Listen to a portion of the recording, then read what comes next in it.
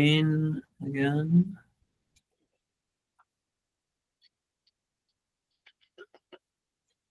Okay. So switches. We're gonna getting into display rules and switches. What are switches?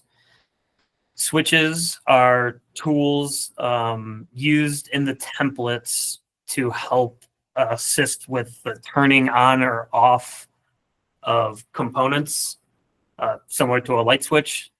You just it's a combination of a display rule in a template. So I have some display rules here.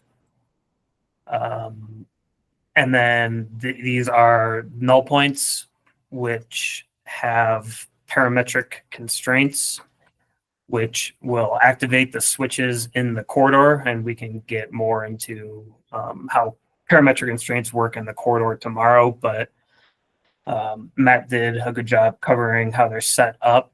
So I try to name them fairly simply. It's a switch that tells you what it does. The grading is going to be turned off to the left. And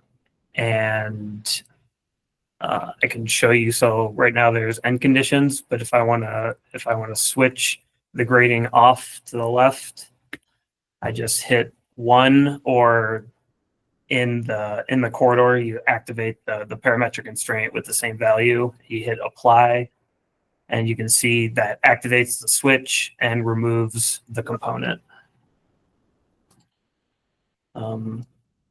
So this is just another tool. I found that switches are generally useful to help prevent too many template drops in the corridor, which again, we'll get into that tomorrow.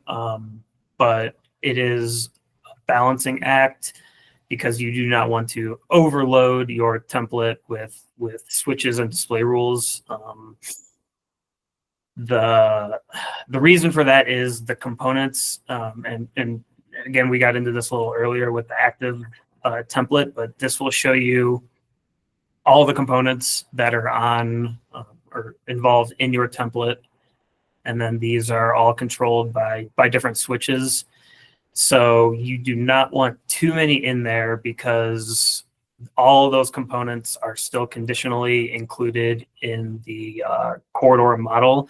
So when the corridor is processed, all these display rules are processed. And then again, if you go under active template, you can see how many display rules there are. They're not too many in this one, but the more you add, the more the corridor is going to process, and all that takes time, especially when you have a lot of switches and a lot of components, or a lot of display rules in there. So try to keep those limited.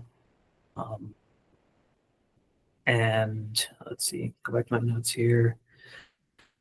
I don't know if this is necessarily a best practices, but and everyone does it differently. So this may be something that's set by the PM or the modeling lead for a project, where components or switches, null points are actually located. I like to tie them to just points on the left side if it's a left switch.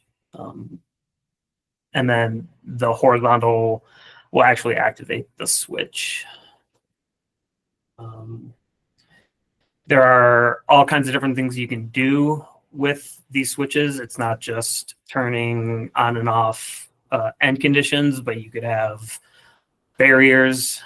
So like, I don't have one in here right now, but you could have a barrier on the outside that you would want to activate in certain situations that you could activate with a switch. Let's see. So yeah, there are only 5 in this. It's a good number. I can show you maybe not so good setup that I had done on another project. This is a mainline corridor with a lot of switches, And this is what we would call a Frankenstein model. If you go into the active template, you can see there are a lot of different end conditions and different walls. So instead of this, what we might do is remove all of the end conditions and then just have a baseline corridor that would only have a few switches. And like we would remove the abutments, the ditch profiles, the walls, the grading, and we would only have a switch for a barrier and then maybe the switch for the ramp on, which would, this just simply turns off the shoulder. So when we're like in a ramp gore situation, we don't have a shoulder. So, you know, it's just something simple to when you get into that category, to instead of changing your template drop, you just activate the switch that you're at a ramp, it removes the shoulder, and then you can tie in your ramp corridor on this side. So that is everything I have on switches.